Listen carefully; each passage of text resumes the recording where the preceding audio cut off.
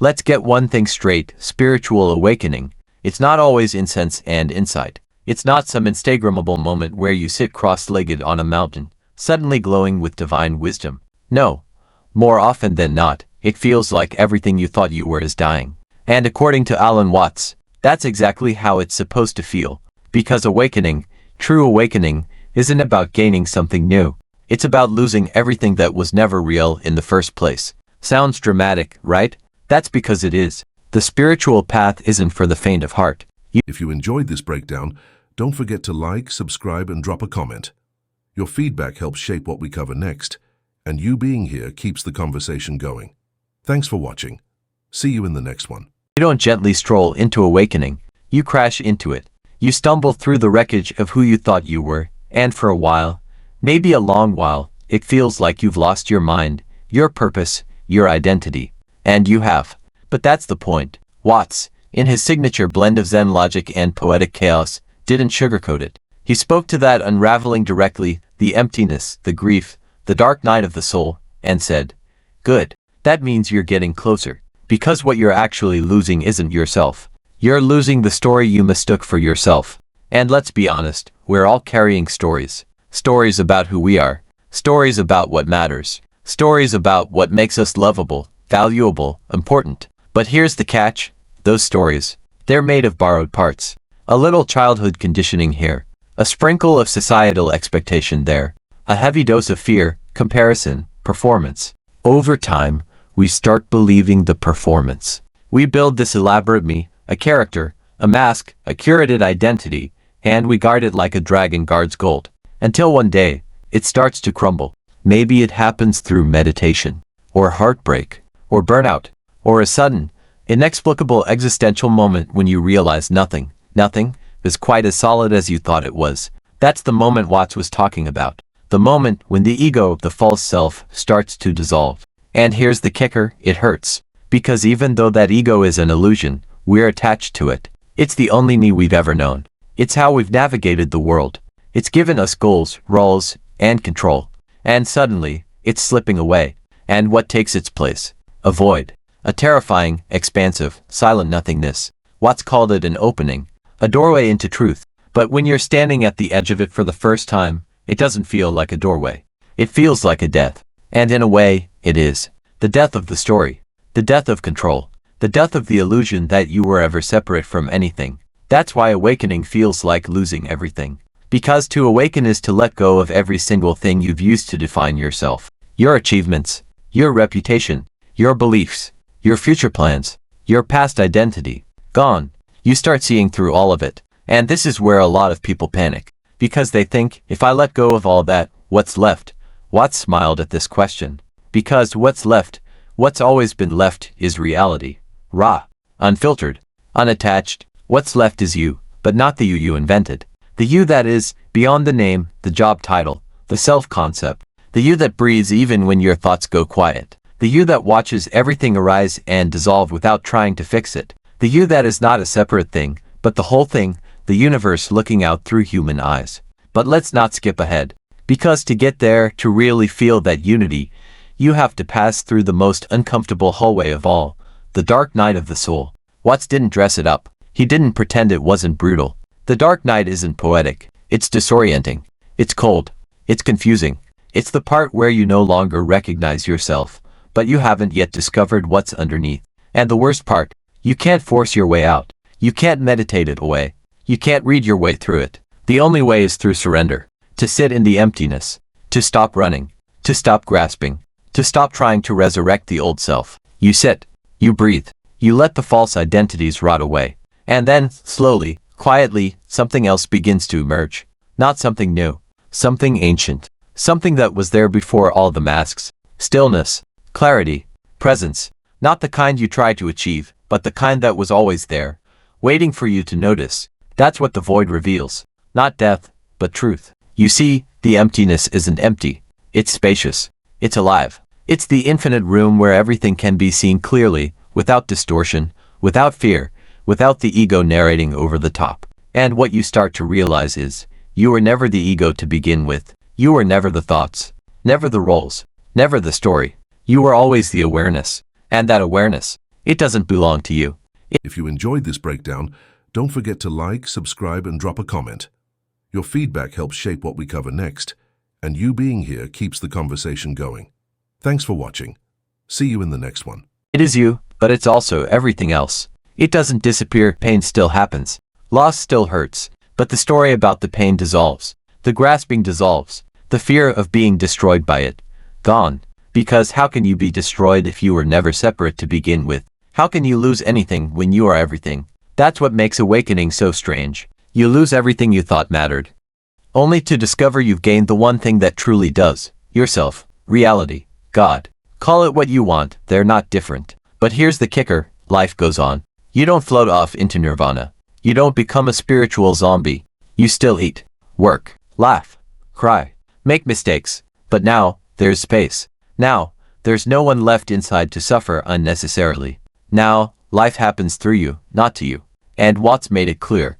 You don't have to renounce the world. You just stop being ruled by the illusion that you are the one in control. You play your part. You wear your costume. But you don't forget that it's a play. You laugh more. You stress less. You see people not as separate egos, but as yourself in disguise. And that shift changes everything. But it only comes when you stop clinging. When you allow the false self to fall apart. When you stop fighting the void and let it teach you what's real. So yes, awakening feels like losing everything. Because it is. But only the things that were never truly yours to begin with. And when that final illusion dissolves, the illusion that you were ever alone, ever separate, ever in control, what's left is simple. What's left is peace, play, presence, freedom, and the quiet, powerful knowing that you were never lost. You were never broken. You were never just a person trying to get it right, mid-collapse. It feels like the lights have gone out, the floors disappeared from under your feet, and the person you thought you were has vaporized into thin air. And everyone else? They're still out there talking about their 5-year plans and brunch reservations while you're standing in the middle of some internal apocalypse, wondering if you're losing your mind or just finally seeing the world for what it really is. Let me tell you, if that's you right now. Alan Watts would raise an eyebrow, sip his metaphorical tea, and say, "Ah yes, excellent. Now we're getting somewhere." Because when you hit that point, the one where everything starts to disintegrate, it doesn't mean something's gone wrong. It means you're on the threshold. Not the end. Not the failure. Not the spiritual pitfall. You're standing at the door. The tricky part is, the door doesn't open with a key. It opens with surrender. And let's be honest, surrender is not glamorous. It's not tidy or Instagrammable or zen-looking in the slightest. It often looks like crying in your car at a red light. Like staring at the ceiling at 3 a.m. and whispering, "I don't know who I am anymore." Watts called this the death of the false self. And here's the thing most people don't realize. It has to feel like dying. Because the ego, that carefully constructed story of me, has no intention of going quietly. It doesn't pack its bags and thank you for the journey. It fights. It screams. It bargains. It says, "We can still fix this. We can rebuild. Just let me stay." But that's not how awakening works. Awakening isn't an upgrade to the ego, it's a demolition. And if you're brave enough to let the demolition happen, if you let everything burn without trying to salvage the scraps, something miraculous happens in the ashes. You begin to see what's always been there. Not the illusion, not the story, not the social mask you wore like skin, but the awareness beneath it, the stillness, the spaciousness, the presence that doesn't change no matter what's happening. And when you taste that, even just for a flickering moment, something deep inside you exhales for the first time in years. Because now you get it. You were never broken. You were never missing something. You were never lost. You were just wearing too many layers of should and must and look at me. And every one of those layers had to fall. So yes, awakening feels like loss. But only because the world you thought was solid, the world of ego, control, reputation, status, identity, was never built to last. It's like realizing you've spent your whole life living inside a movie set. The lights looked real. The furniture looked functional. The script was convincing. And then one day, you stop mistaking the set for reality. You stop identifying with the character you've been playing. You stop pretending you're just this name, this body, this mind. And suddenly, everything's different. Not because the world outside changed, but because the lens you were looking through is gone. That lens, the ego, was always filtering, always editing, always judging, always whispering, "This is good. This is bad. This is me. This is not me." But now the whisper has gone quiet. And what's left is quiet. Not numbness. Not emptiness in the depressing sense. but a silence so vast, so still, that it holds everything. The laughter, the pain, the confusion, the beauty, the absurdity. And you, the real you, are not outside of it. You're in it. You are it. This is what Watts was pointing toward when he said, "You are the universe experiencing itself." It's not a poetic metaphor. It's not spiritual fluff. It's the truest, rawest recognition that comes when the ego finally stops screaming and you see what's always been behind the curtain. You are not separate. You never were. The you that suffers, that clings, that fears annihilation, that's the dream. But the awareness, the consciousness that knows it's dreaming, that's reality. And once you see it, you can't unsee it. You might forget. You might get pulled back into the drama. But a part of you will always know. And that knowing changes how you live. Not in the sense that you suddenly float through life like a blissed out sage. No, awakening doesn't exempt you from life. You still do the dishes. You still pay taxes. You still get sad. You still fall in love. You still stub your toe and curse at the furniture. But now, there's space. Now, you're in life, but not entangled in it. You play the role, but you don't become it. You feel deeply, but you don't cling. You let things come, and you let them go. Because you know who you are. Not the identity you perform. Not the thoughts in your head, but the witnessing presence, the eternal stillness, the boundless, uncheckable now. And here's the paradox. Once you stop trying to escape suffering, suffering loses its grip on you. Because the resistance was the problem all along, not the pain, not the loss, not the change. It was the clinging, the narrative, the belief that this shouldn't be happening. But in awakening, that belief dissolves. And what's left? Just this moment, this breath, this strange, bittersweet, endlessly mysterious dance of life. And you, no longer lost in it, but one with it. Let it burn what it needs to burn. Because on the other side, not in some far-off heaven, not in some perfect version of you, but right here, beneath the ash is the truth you've been seeking all along. You haven't lost yourself. You've just lost everything that was never really you. And what's left is more real, more free, more alive than anything the ego could ever imagine. That, Alan Watts would say, is the great cosmic joke. You spend your whole life trying to build a self, only to realize, in the end, that the loss of that self was the beginning of everything real. So let it go. Let the illusion die. And watch what rises from the ruins. Because when the illusion finally burns to the ground, when the last scaffolding of who you thought you were collapses, what's left isn't silence in the sad, lonely sense. It's silence like a sunrise. It's quiet like and you don't become enlightened. You don't get a badge or a certificate. You just start living from something deeper, something that was never touched by fear, never bruised by the world, and never worried about who's watching. You begin to realize that this whole time, you were trying to protect a self that was never permanent. You were defending a structure that was built from sand and mirrors. And now that it's gone, you find, you didn't need it. You don't need to be important. You don't need to be right. You don't need to know where your life is going or prove your worth to anyone. Why? Because you already are what you've been searching for. You are the awareness that watched the whole show, including the breakdown, including the fear, including the identity crisis. You were never the character. You were the screen it played on.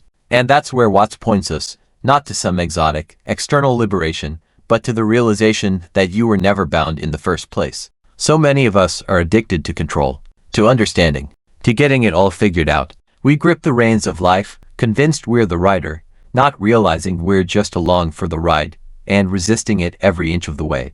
But when the ego finally dissolves, really dissolves, you start to loosen your grip. You stop white-knuckling your way through existence. You stop screaming into the void, demanding answers.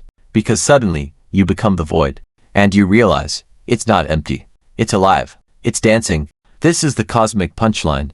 What felt like losing everything turns out to be gaining everything that matters. Not things, not status, not even some fixed truth, but the capacity to simply be, not to be special, not to be separate, just to be, fully, present, and afraid.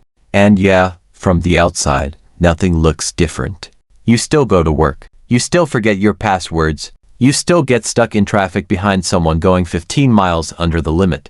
But on the inside, the quality of living has changed. You no longer live in opposition to life. You live with it. You're not fighting to maintain an identity, you're flowing in the mystery. You laugh more. You hold less. You don't take things as personally. Because you see the play for what it is. Not meaningless, but not ultimate either. Alan Watts often compared this to watching a movie. When you're in the story, when you forget you're watching a film, every plot twist feels like life or death. But the moment you remember it's a movie, the moment you wake up, you can still cry, still gasp, still love the story. But you're not fooled anymore. You enjoy the ride without clinging to the outcome. That's awakening. It doesn't make life easier. It makes it clearer. Everything softens. You stop trying to arrive somewhere. You stop chasing that one last thing that'll finally make you feel whole. And instead, you just live. You let the moment be what it is. You meet people without needing them to mirror anything back to you. You meet life without needing it to match your plan. And strangely, things start flowing. Not because you're manifesting or micromanaging the universe, but because you're finally not blocking it. The truth is, the only thing in the way was ever your own resistance. The resistance to feeling, to letting go, to being seen, and to being nobody. Because here's a secret. Being nobody is freedom. It's not erasure. It's not defeat. It's returning to your original self, the self that exists before name, title, label, story. The self that isn't a thing at all, but in openness. Watts reminded us again and again, this is not about becoming better. This is not about spiritual achievement. It's about remembering. Remembering that you are not separate. That you've never been separate. That this whole idea of being a lone individual, struggling against the tide of existence, was just a dream. And waking up from that dream, that's the loss. That's the grief. That's why it feels like your whole world is ending. Because in a way, it is. But what's ending is illusion. What's ending is the fight. What's ending is the exhausting effort to be something more, someone else, somewhere other than here. And what's beginning? Life. Real life. Not perfect, not painless, but true. Watts would say, you are an aperture through which the universe sees itself. And once you get that, not just as an idea, but in your bones, everything changes.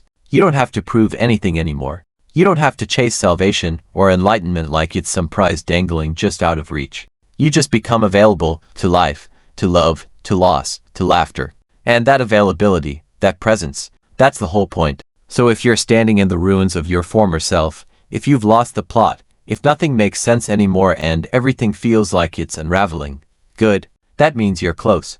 Closer than you've ever been. Thanks so much for watching. If you made it all the way to the end, you're officially part of the small percentage of people who don't just click away, and that means a lot. Before you go, I'd love to hear from you. Drop a comment below and tell me your thoughts, your ideas, or even what you'd like to see next. I read every single one of them, and your feedback genuinely shapes the direction of this channel. If you enjoyed the video, tap that like button. It tells YouTube this content is worth sharing. And if you haven't already, hit subscribe and turn on notifications so you don't miss the next upload. We've got more exciting videos coming, and trust me, you'll want to be here for them. This channel is just getting started, and your support helps it grow faster than you realize. Thank you again for spending a part of your day here with me. Stay curious, stay motivated, and as always, take care of yourself. Until next time, I'll see you in the next video.